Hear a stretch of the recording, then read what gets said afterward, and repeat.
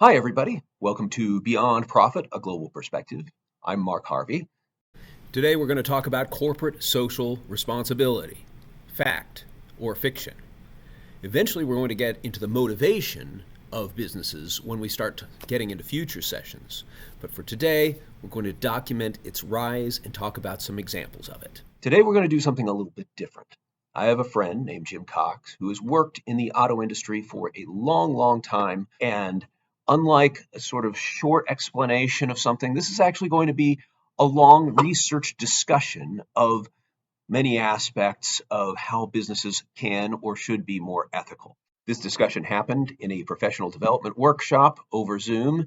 I know I say Zoom and you get super excited. I promise you're going to get a lot out of this discussion. So let's do this thing.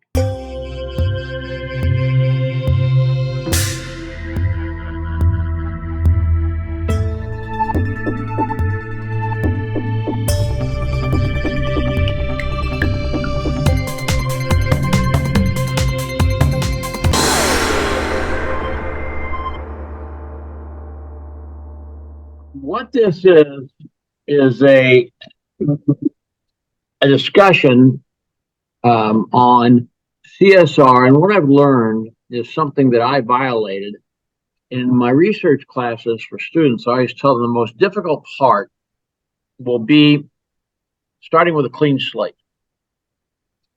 And you're going to have to do your research. In our case, it's on a company, and forget everything you've ever learned about it, forget all your predispositions about it, and start fresh and develop your information and develop your opinion, develop your position, I should say. I actually found myself going against that grain. And so when I started talking about this, and this has been a subject of interest for me for many years, I sat down with Mark, and Mark said, Jim, it's not quite as nice and wholesome as you might think. And then I had talked to some of my conservative friends in the investment business who are much more stern than Dr. Harvey, and said, are you out of your mind? This is not nearly what you think it might be. And I talked to others who are actually in the manufacturing business. And they said, well, we see some that are good and some responsible, and we see some who talk a good game.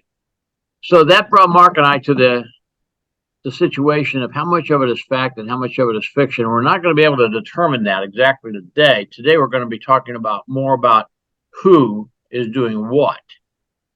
And then the next time around, we will be talking about the why they are doing it, whether it's a marketing effort or a new business process, or they're genuinely sincere in redoing the way they do business and helping mankind, so to speak.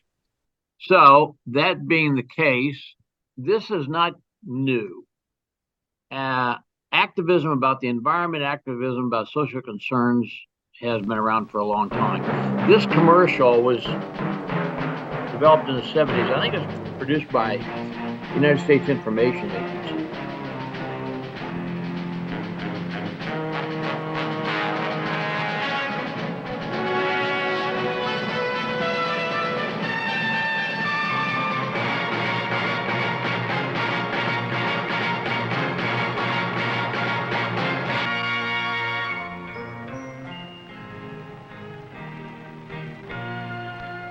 Some people have a deep, abiding respect for the natural beauty that was once this country.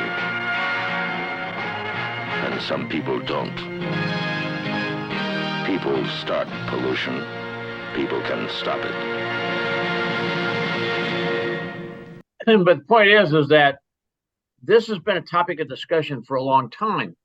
And you even go back before that, the book The Jungle by Upton Sinclair, which I think was done in the 30s, revolutionized and cleaned up the meat industry.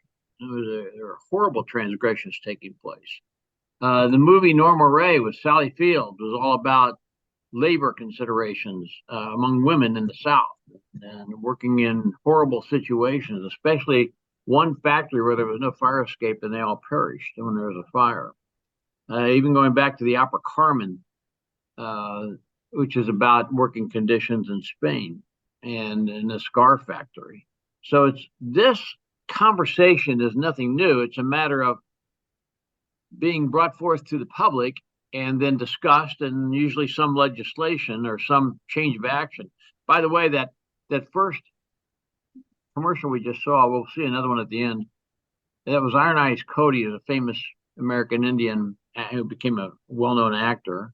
Corporate social responsibility is a commitment to improve community well-being through discretionary business practices and contributions of corporate resources.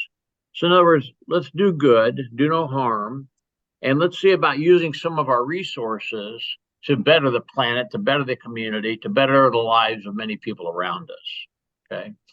And it doesn't come out and say charity, but it does hint of charitable or civic contributions to help the good of the community. Now, the question becomes, to whom are we going to direct these efforts, and what are we going to do? And what's in it for us? That's the unsaid. And there are a lot of corporations that think, is this a good investment? Is there going to be a good return on investment? So we get into the issue of how much of this becomes marketing, how much of this becomes genuinely an effort to give back to improve the community, and how much of it is better labor practices. And we're going to be looking into that a little bit more. Okay. If I could turn that over to Mark. Yeah, so this actually is a slide that I use with my students when we talk about corporate social responsibility. And I just usually leave it blank here. And I ask them, when we're talking about corporate social responsibility, to whom are we being responsible, right? And there are, I think the list here is a pretty reasonable list. So the obvious is shareholders, right? I mean, it's sort of the classic definition of a corporation or a business that, you're looking at the bottom line and you're serving the shareholders' interests. But what corporate social responsibility does is goes beyond that traditional definition. It goes beyond just simply limiting to what is legal and what must we do under the law to, who else has an interest in the way that we do business, right? So customers, obviously, do we want to, what kind of product are we going to put out? How are we going to respect those people who purchase things from us? Suppliers, right? What's our relationship going to be like with them? Employees, right? And then, of course, community, right? It's not just necessarily the people who directly work with us, but the broader community as well. So that's the to whom. The about what, this is not at all a comprehensive list, but it certainly are some things that we talk about when we talk about CSR, right? The environment, right? If we're polluting the environment, what impact does that have on the community? What impact does that have on the people who are working in factories or other elements of our business, right? Sustainability, human rights, workers' rights and benefits, right? We think with human rights and workers' rights, if we are engaging in outsourcing in different countries, under what circumstances are they working, right? And how should we reevaluate that so that we respect people, right? Respect for local cultures. Are we doing something that is undermining the places where we're operating throughout the world? Diversity. And then, of course, Jim mentioned charity, right? But charity work is one aspect of that. And that's where I think things get a little bit more interesting, and where we will eventually go probably in the next session is this sort of notion of greenwashing, right? I mean, there are businesses that probably sincerely want to do things that are good for the community, good for the environment, but they may at the same time be doing other things that may not be super great. So sort of trying to parse that out and look at maybe motivations and what the impacts are and so on will be sort of the subject of what we might be talking about next time around. And then we have ESG, which is a term that's come to awareness, I think, a little bit more over the last several years, referring to the environmental, social, and good governance policies adopted by many businesses, money managers, and shareholders to ensure investments don't result in environmental damages, social inequity, and other adverse consequences. And at one point, it had sort of grown into the consciousness of people who are investors and people who work in business and so on, as sort of as a positive thing. In more recent years, it has become sort of a political flashpoint and kind of something that makes it a little bit more challenging to talk now about corporate social responsibility, because when you're using words and phrases like this, where some people are becoming offended, it means that it sort of shuts down the conversation to some extent about whether or not businesses should be doing these things and whether or not they should be responsible. So I'm going to pass it back over to Jim. Well, my introduction into CSR was in the early 70s, and I was working for Hallmark, and we had a video production facility, and I was out selling our capabilities, trying to anyway. And one of my first calls was with John Deere in Moline, Illinois. And I drove into the campus, and if you've ever been there, it's a beautiful place. They leave every tree intact that they could, built around them. There's a beautiful small lake there. There were geese and ducks on it. There were deer walking around on the edges of the ground. It's very environmentally sensitive. The person I met with gave me a little quick tour, and he showed me how all the steel in the building would strengthen actually over the years, that the oxidation, if that's the word, process would strengthen the steel over the years. The employees were, as he said, happy, treated well, very much a company atmosphere, community atmosphere, opportunity to buy stock at a good price. And they took great pride in their products.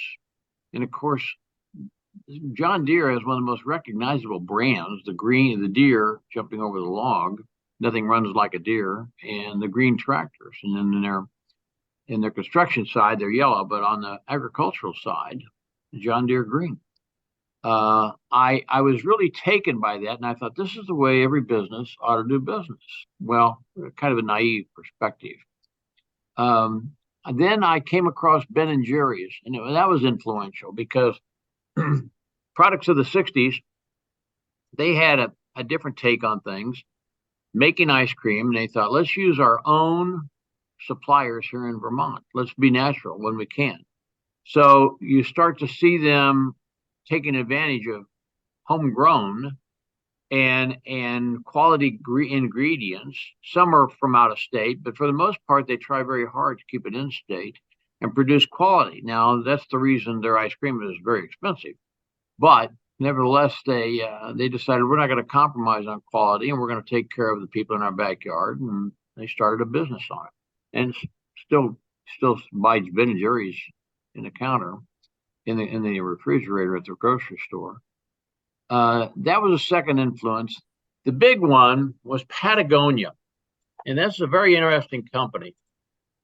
Yvon Chouinard started the company. He was a mountaineer, and the way he started is he was climbing, and he was hammering the crampons, is that what they are, into the mountain, he and others. And he saw the mountain started becoming scarred, and he thought, this isn't right. We got to protect this. So his father was a blacksmith, and he had picked up some things out of the trade, and he started one that clamped on to the rocks, various edges of the rocks, and as a result, didn't damage the rocks as he climbed, and they could climb over and over and not leave the scars that were taking place. He started by selling them out of the trunk of his car, and then that moved on into clothing, and then that moved on into other facets of the business. Along the way, not only was he environmentally sensitive due to that mountain experience, he got into a situation on the quality of manufacturing. One quick story is that he was producing shirts, a heavy-duty shirt, and the cotton they brought in, they noticed after a while the employees were getting sick, having headaches, having problems. So I brought in an expert on the filtration system, and they said, your air is full of arsenic, and they're breathing arsenic. And so what you need to do is put on a filter. So the cotton that you're buying has arsenic in it because they spray for insects. So put a filter on here. And he said, no, I got a better idea. We're going to get different arsenic. We're going to get different cotton, excuse me, the one that is arsenic free. And that's what they went about doing, contracting with farms that produce cotton, plantations that produce cotton, but arsenic free. Suddenly the effects on the employees cleared up. The symptoms, it went away. So he started that consideration in clothing and what goes into it. And then he went further into the dyes, because dyes are the most difficult to break down, apparently, and made certain that the dyes within his clothing are all biodegradable. Then he also got into fair labor practices, and that was brought to my attention up in Breckenridge some years ago. They have a Patagonia retail outlet up there, retail store. And I was talking to the guy about what I'd seen and learned about Patagonia. And he said, we're also one of the best companies in the world to work for, and by measure. And they received an award for it. And I said, why is that? And he said, well, they have a lot of things like flex time and childcare. And he wrote a great book. Chouinard has written several great books. First one is The Responsible Company, which talks about giving back, being good citizens. But the other one was Let My People Go Surfing. And what it's about is the way he does business. For instance, at his factory, now they happen to be near an ocean, so that gives you a little bit of an advantage in this. The people can take off and go surfing whenever they want. If the surf's up, they can go. And they don't have designated time because the surf is not specific to a particular time. So they have this flex time. Now they expect them to get things done throughout the day. So if they want to go surf for an hour and then stay another hour later, that's up to them. And that kind of flexibility in a retirement has endeared the employees and produced employee loyalty to the organization. So he's come up with some very interesting things, and now the question is, how far has he gone, and is it still a manufacturing company that happens to be environmentally sensitive, or is he selling the environment? And this is a catalog I brought, and Mark and I were discussing it. I brought it along. I show it to my classes, and the reason I do is because when you open this catalog, you don't see much product. You see essays. You see beautiful landscapes and mountainscapes, great photography. They're selling the outdoors. They're selling environmentalism, which is great. Environmental sensitivity, getting outdoors. But there's not the emphasis on clothing like you think there might be with, say, an LL Bean, another one. I did some comparisons. I could buy the same down jacket at LL Bean with the same content and the same weight and all the same measurements for about 20 to 40% less the products than I could at Patagonia. But the Patagonia store in Colorado is thriving, and it's because people feel good about, and I'm one of them, buying clothing that is environmentally sensitive. And they do a great job selling this. What's their spirit and intent? They make a lot of money, and they just dedicated all the stock Chouinard did to a trust to benefit the planet, which is another story in and of itself. So they're not doing anything bad. It's just that I think it's important for us as instructors to know what is their spirit and intent, how much of this is marketing, how much of this is new business process, and how much of this is love for the outdoors and for the environment. Sustainability becomes the word, and that's the one they use. I got this out of the Harvard definition. In business, sustainability refers to doing business without negatively impacting the environment, do no harm, community, or society as a whole.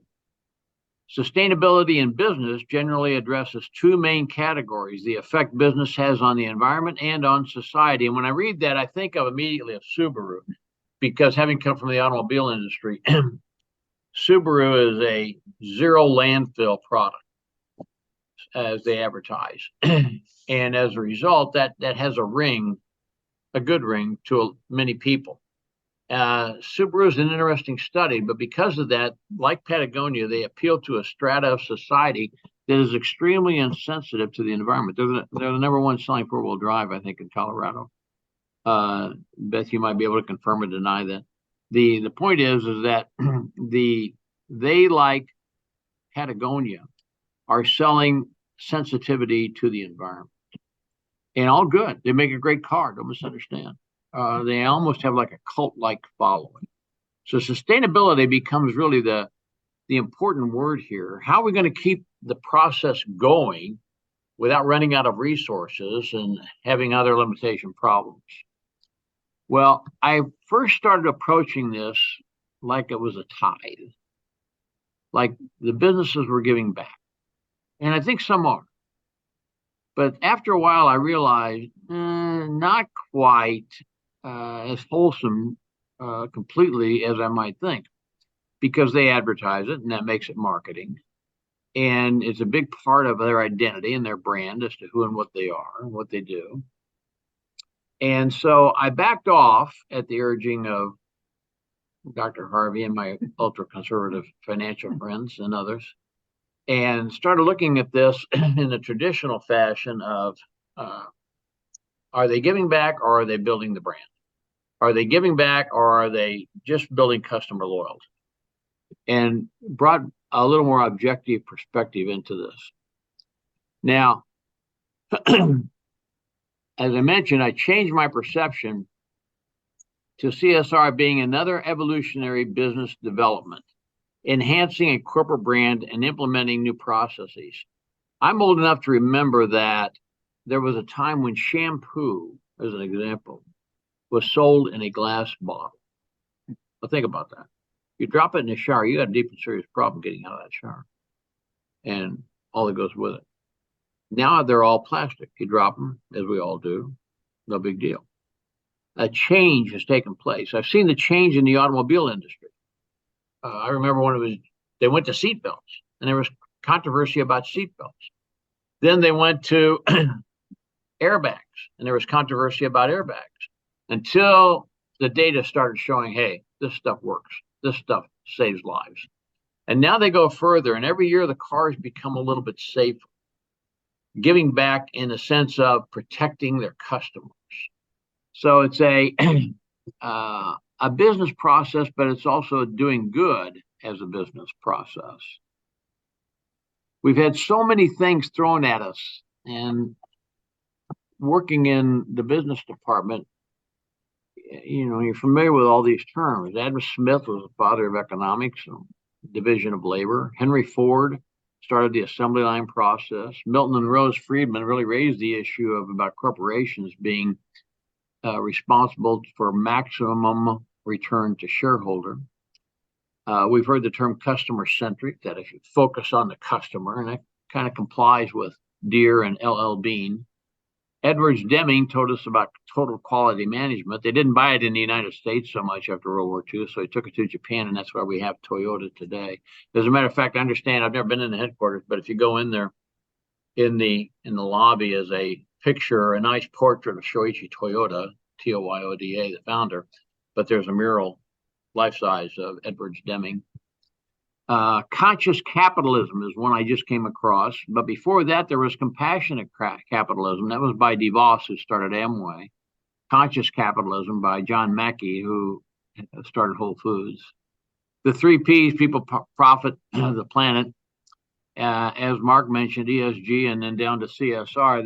These are the new developments. I see them as an evolution of business, a best practices that comes about improving every year or 2 or 3. So it brings us to this issue. For a long time, and it was ruled in Supreme Court of Michigan, 1919, Milton and Rose Friedman made it famous again in their book, Free to Choose. The corporation's purpose is to benefit the shareholder. Now let's think about that, because we're probably all capitalists.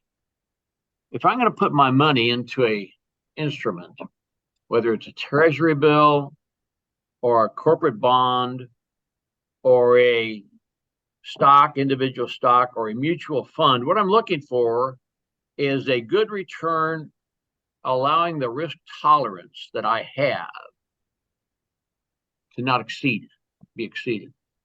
So I'm willing to accept a certain amount of risk to get my return, and I want the most return like everybody else. That has been pretty much the mantra all the way through. And who's going to give me that? And you don't really look beyond that. It's kind of like what bank you're going to put your money into, who gives the highest rate of return on interest. Well, now we're starting to think a little bit deeper. And it's a change of perception. And I think that change of perception came about, and others may agree or disagree. Beth, you've been doing this a long time. I think it came about with the millennials. And they started looking at the computer, and I don't know about you, but I have to be careful about some of the things I say, because For instance, if I'm talking about gorillas, they can get on the computer and say, well, Professor Cox, I have to correct you on that. I just had the most recent report on gorillas, and here they are in the Congo, and we have X amount left according to this survey by such and such a group. And I think you're a little bit off in your considerations. That's the world as they see it. They can tell you how many fish are in the ocean, so to speak. They can tell you how much wildlife's left. They can tell you about our resources. And they were the first to see these things are finite. We have to be protective. That's good conservation. Now, I don't think anybody will disagree with good conservation. I don't. I grew up in a home where my parents were outdoors people, and they taught me early on about good conservation. Leave it as you found it, or better than you found it. So now the dichotomy, the conflict, the argument, the conversation, so to speak, comes from the financial sector. And one of them raised a good point, because I was talking about this with a friend of mine, an in-law who's in the bond business. He said, the problem we have is that it's difficult to separate the social from the political from the economic. And that, I think, really rang a bell with me, because if a company, especially a public company, is going to instill something to benefit society, they have to be very concerned not only about the economic fallout or reaction, it's got to have a good bottom line to it, but also the political, because it's going to make somebody unhappy. That's just the nature of it. Somebody's going to say, oh, that's ridiculous, or somebody's going to say that goes against the grain, or whatever it may be. So that's the conundrum every corporation gets into. In fact, I was up at Chick-fil-A, where we have a relationship with Chick-fil-A and our scholarships here. And I was up there the other day, and I was talking to the manager, and he had just come from a meeting and the CEO of PepsiCo was speaking. And they asked her, what can we learn as Chick-fil-A owners? What can we learn from your company? And her advice was, keep your company private. And I never really thought about that. But what she was saying was, when you're a private company, you can make decisions and get them through. When you're a public company, you have the public to deal with. So it's a different conversation taking place to get anything done. And I never really thought about that. So probably in a private company, let's say you and I owned one, and we wanted to give back by having cleanups on the trails out here through Johnson County, we could get that done. Give everybody a day off. We can get it done. We own the stock.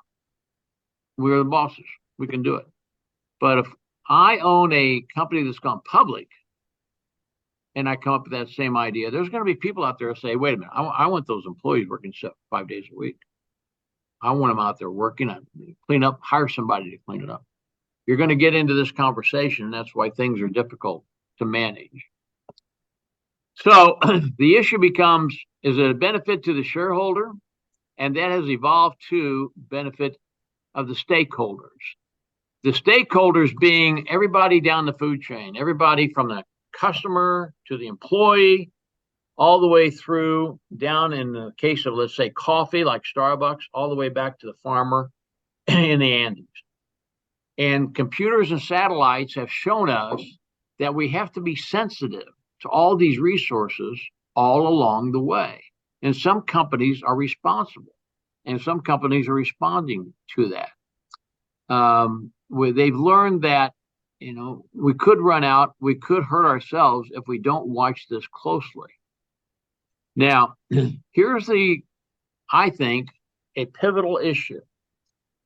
We've gone from the person who owns shares of the company to a broader perspective, to stakeholder, and as they are listed here, customers, shareholders, obviously, employees, suppliers, and community.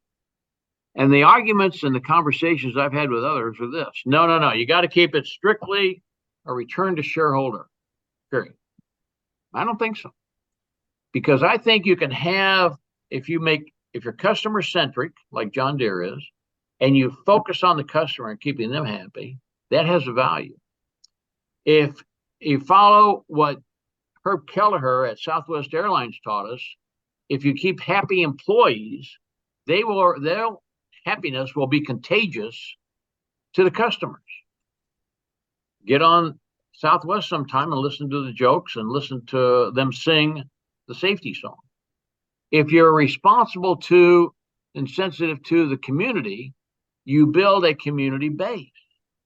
So they each have their value. So my contention is in many companies, that value is a value added to this that goes to the bottom line, and it increases sales, increases customer loyalty, increases employee loyalty, has positive effect. It's a better place in which to do business. Think about the places where you go and you do business consistently. I go to a grocery store. It's a little more expensive, but they're trained very well. They have great products. They stand behind it. They know my name when I go in. They laugh and joke, laugh at my jokes. That's worth a whole lot to me. And it's a great experience. That's worth a whole lot. Okay. And I look for the values, and probably I'm not paying any more there than some of the other stores that might be a little bit cheaper in appearance. All in what we perceive as value. Now, the big thing there in that, and the pivotal issue is, are the stakeholders all adversaries? And that up to this point has been the consideration. The employees are seen as someone you have to manage. Customers seen as someone as, hey, we got to tolerate. They're always right. Okay, on the surface, we go by that, but we just want to get their money and get them out of here. The all the way down the supply chain, those are people you beat up. Those are people you get the most out of. And Walmart has a reputation for beating people up. And so it goes. But what we're seeing now is, hey, wait a minute. Shouldn't those stakeholders be our ally? Shouldn't they be respected? Shouldn't we be treating our employees very well so they will be happy employees and they will be loyal and be nice to the customers, happy with the customers? Shouldn't we be keeping the customers happy and focusing on them generally in a customer-centric manner? Isn't there value in that? Shouldn't we be treating people all the way down the line like Starbucks does and make sure that each one makes a profit all the way through the process so that everybody is participating in the profits? Now, granted, coffee's $3 to $4 a cup, but that's there's a lot of people who go into those stores, and that's the reason they're in there, is to buy it and feel good that they're doing a good job for a lot of people. It also provides a consistency in the flow of their product and a consistency in the quality of their product. Now, as I mentioned, these are the people who taught us about these different awarenesses, and they all thought that, yeah, this has a definite effect on the bottom line, and it's a good effect, and it increases sales, and it keeps the profit margin up, maybe increases it. So right now what I see, and Mark and I have discussed this at length, we're looking at the intersection of this environmental sensitivity, giving back. We're also looking at the social aspects of fair labor practices and fair trade, the employee aspects of it. So it's all things coming together in a new awareness, so to speak. Now, it's a little bit amorphous. It's kind of tough to get your arms around because there are a lot of people doing a lot of different things. John Deere is making their products to sustain the earth. Okay, they see that as their calling, being good producers, yet being good managers and stewards of the soil. And it extends on through their employees and their customers. Come and Go, interestingly enough, I was surprised at this, has really been a leader in this. In Iowa, a gentleman who started researching sustainability was eventually hired by Come and Go. He had his MBA and started it on the research, and they hired him to be the chief sustainability officer. And Come and Go had already had a mantra of giving back. He refined how to do that. And the results have been absolutely amazing in not only what they've done, but now it's been embraced by many businesses in Iowa. This consideration has expanded. In the automobile business, they have 20 groups. It's dealers who have about the same revenues, get together, 20 of them. They send in their balance sheets. Every 6 months they meet. They will have a moderator, and he tears apart their balance sheets. They have an accountant there. And he says, Fred, you're making a lot of money in this department, and Joe, you're losing money in that department. Fred, what are you doing that Joe can learn from? And it's this exchange of information. You have people like Meredith Publications. They make Better Homes and Gardens, and they have a lot of TV stations. You have Pella Windows. You have Vermeer Manufacturing. You have Come and Go. You have Casey's. You have small businesses and large businesses. You have privately owned and publicly owned companies. And they all get together and meet and exchange ideas on how to do business better and how to do better for the communities in which they live and for their customers and for their employees and for their suppliers. It's a very interesting study. It's ongoing. It's being adapted, I think, by about 15 other states. That book, I stumbled across. I was Sustainability Business Forum, Assuring Best Practices. You can look at, if you're interested, you can look at that online. I marked it as excellent because that, to me, they are the most reasonable and comprehensive in their approach. And they're looking at everything, even through waste reduction, and they will do a waste audit. They will go through your waste and do an audit and say, you're throwing this stuff away, Mr. Harvey, and you shouldn't be throwing this away. You should be recycling this. So don't do it anymore. And they're going to, and by the way, every time you throw this away, you lose a nickel. You realize that? You could do that other nickel. So now that's what takes place in their audits. Likewise with energy, they're even going into water. Say, your water is not quite as pure as you think it is. And here's what you need to do. It's an amazing study that's taking place. And I hope to go up there. They've now extended into Iowa State University and have courses on this. Incorporated into their MBA programs and other business programs. And they're doing a lot of consulting around the world. Excellent forum, excellent place to get an insight into this, I thought. Their contention is this: the base of every business is, first of all, it's economic. Got to make some money. You want to make certain you're doing legally and then ethically, not just hide behind the legalities, but be ethical about it too. And then be philanthropic, however you deem that. That's a rather loose definition, but that's pretty much their consideration. Now, when you look at that, I like Orvis. Orvis sells sporting clothes, outdoor clothes, and they're very durable. They have in their ads, they give back 5% to environmental and animal causes. Of course, they talk about their business and stock is environment, and they do sell supplies for upscale supplies for animals.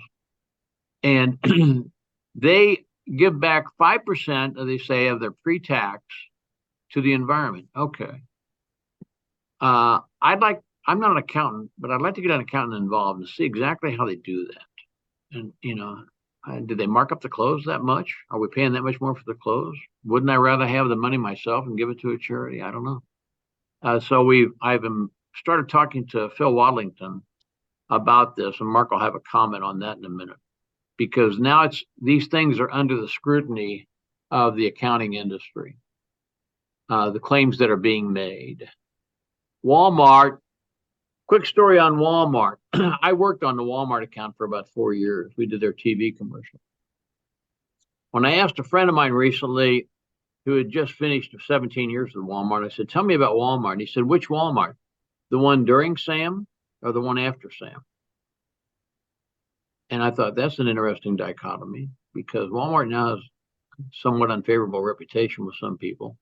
Never had that while Sam was around, that I can remember. I can remember going to Bentonville, and that man worked. He'd get there about literally 3 or 4 in the morning, and I saw this gentleman with silver hair running down the hall. I thought, what is that all about?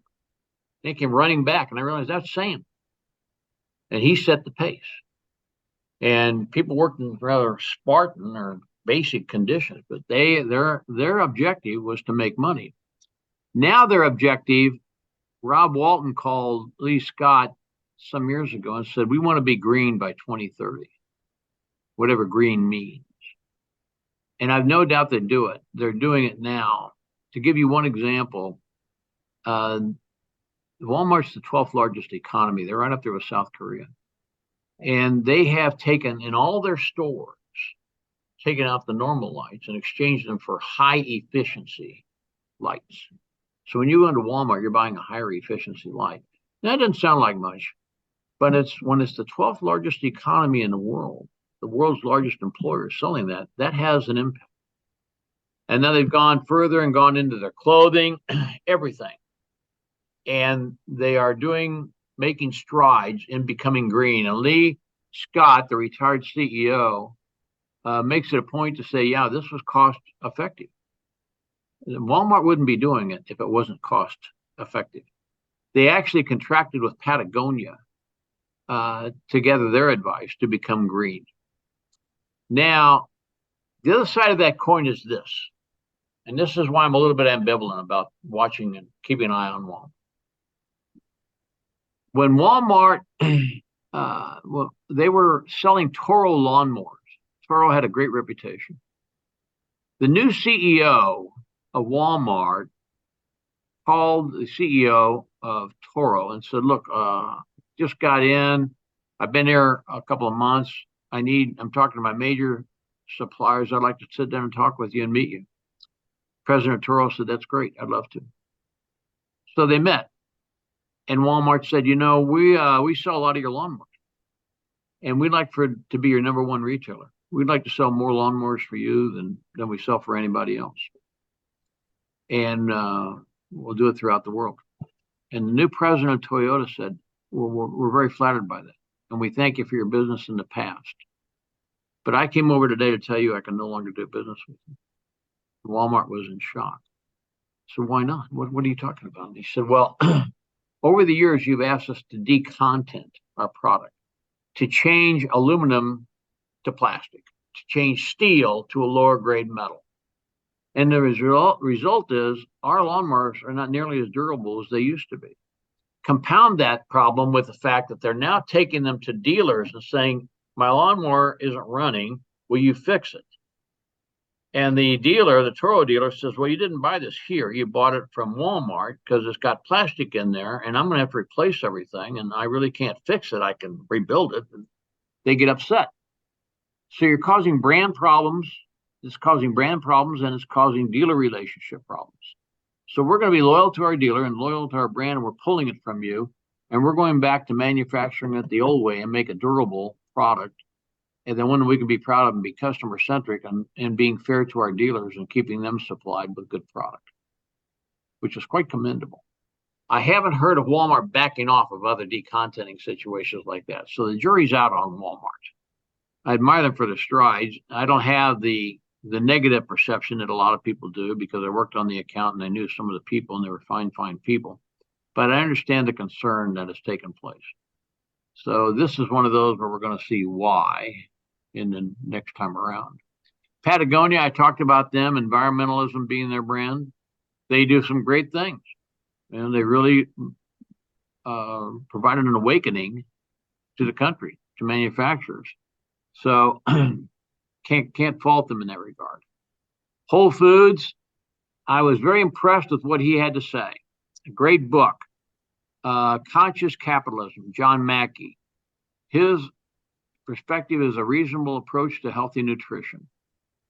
So what is happening now, and I talked this over with Phil Wadlington, we're starting to see the accounting firms, probably driven by the IRS, to say, hey, wait a minute, they're making these great claims. Are they for real?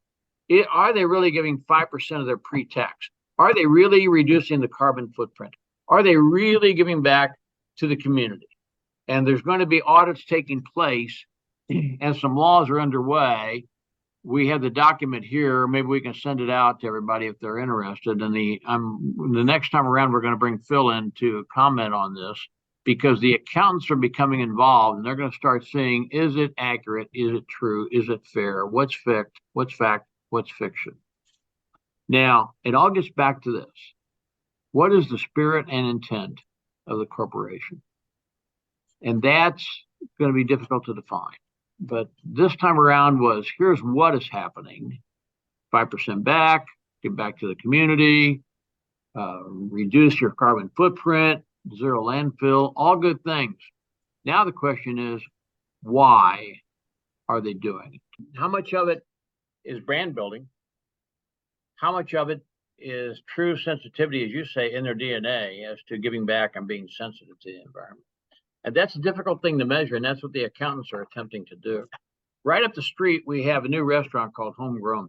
It's all natural foods, okay? Half a block up from there is McDonald's. A bit of a contradiction right there in terms. The market shakes out a whole lot of these, especially if the market is discriminating. So the market can do a lot, but it's also going to take an effort behind that by professional organizations like the accountants. And that will be, I think, important in the future for customers to make the decision, where am I going to shop? You mentioned Orbis. As far as I know, I'll continue to shop there unless Phil comes back to me and says, hey, we did an accounting measure on this and it's really bogus. And then I'm going to stand back a little bit. If I find out that Walmart is being strictly greenwashing and all their efforts are cosmetic, I'm going to do less business with Walmart. If I find out that whatever CVS Drugs, which they say is responsible, is doing something really good and giving back to the community and helping in inoculations or avoiding some inoculations, whatever it might be, I'm going to do more business there. I'd like to think there's going to be an increased public awareness as we go forward. I'd like to think that. And as instructors, I think it's important for us to have a grasp of what's actually going on and try to strive for what is your spirit and intent. So the next one will be a little deeper dive on each of these.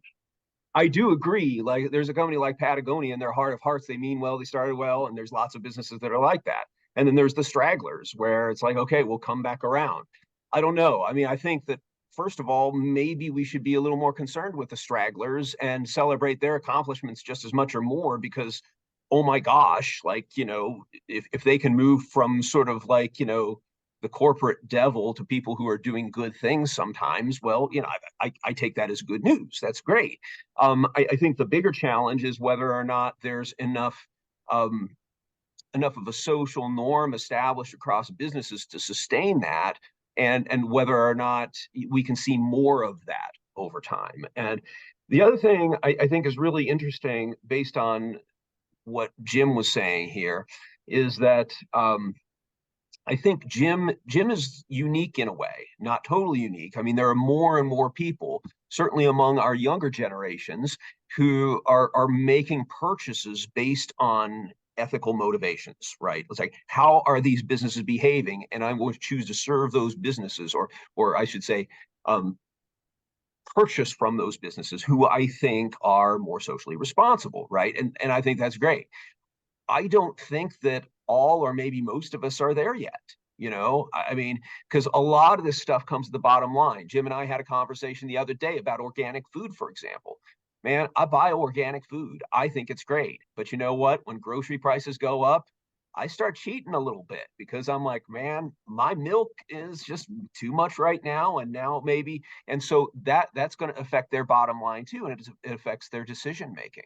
And so, as much as we would all like to say, okay, I am going to frequent those businesses that have certain expectations, there is also an economic factor driving a lot of people, particularly have-nots, who are like, well, I'm lucky to have a grocery store in my neighborhood. I'm going to buy food any way I can, and that's where I'm stuck. And so there are bigger social concerns, I think, that are sometimes driving those preferences and preventing us from serving populations maybe in the way we could or should.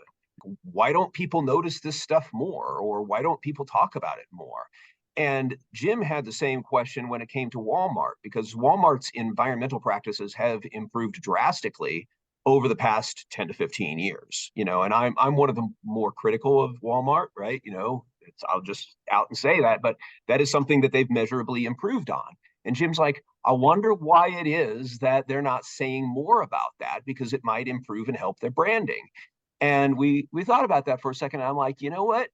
I mean, ESG has become a really loaded term. And if your clientele may be turned off by that kind of thing, then maybe you're not going to tout these accomplishments, right? There's a big difference between, places that are more, and businesses that draw a more liberal clientele or have a more liberal population, as opposed to those who don't. And if you are a big retailer and you're trying to appeal to absolutely everybody, maybe you're just going to quietly do this right thing, if you will, so that you don't make anybody mad. And if you're interested in pursuing this, here's one last example of what I feel a company can do for the good. And the land is dark, and the moon is the only light we'll see. No, I won't be afraid. No, I won't be afraid. Just as long as you stand by me. So darling, darling, stand by me. Oh, stand by me. Stand by me. That to me is a great example of what a company can do. They shifted their production from beer, InBev, and over to water to supply those in need in a flooded area. Walmart's done something similar. A lot of companies have. This is when companies can do something really good in giving back and helping people make things better. My takeaway is that the hope is not to find a utopian situation here. I think it's a better practices. It's simply a matter of taking a higher road. And I think if you look at that bibliography, if you are interested in this topic, I didn't pad it.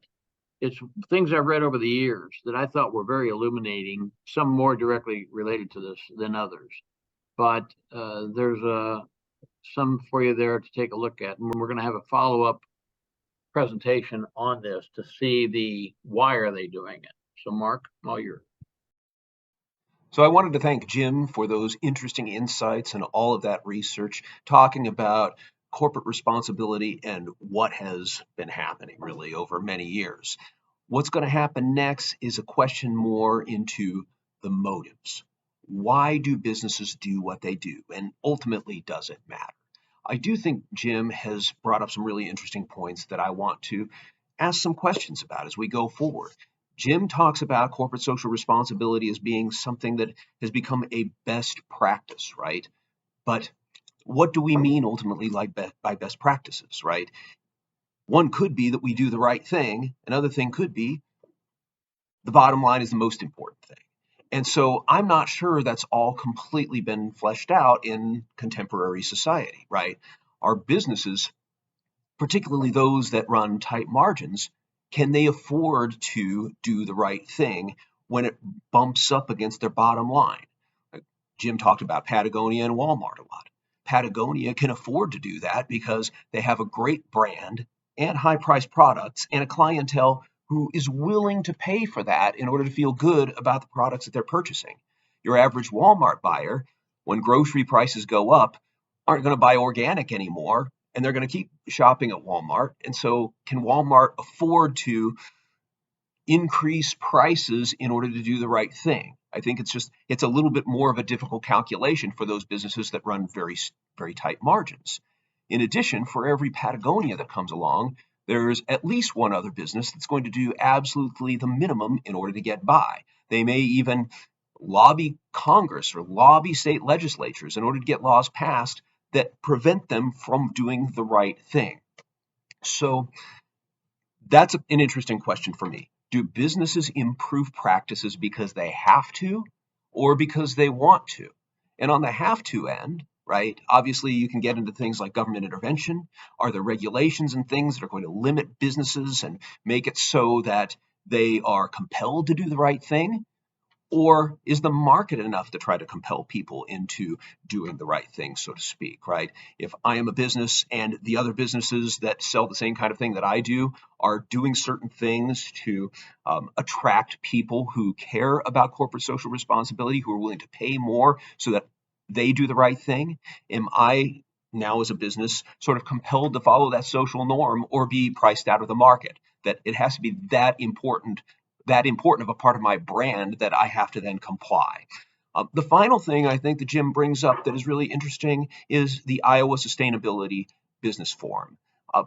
It's an interesting model for voluntary business compliance to try to combine resources in order to try to make the world a better place. And I don't know, it seems very exciting. Is there an opportunity for this kind of initiative to happen in other places? Is it something that you or I or anybody can do to pull businesses together to try to profit in ways that will be sustainable and ethical, but profitable at the same time? Because we do have to be respectful of the bottom line. If you're interested in business at all, that's a really important aspect of what we're doing, right? You don't go into business to lose money. But at the same time, there are important choices to be made, right? Just because you want to save money or you want to make money doesn't necessarily mean that you have to do the cheapest, worst, lowest quality thing. And back to Jim's point, maybe by making those kinds of choices, you're not making the kind of choice that has the best value. For Beyond Profit, a global perspective, I'm Mark Harvey.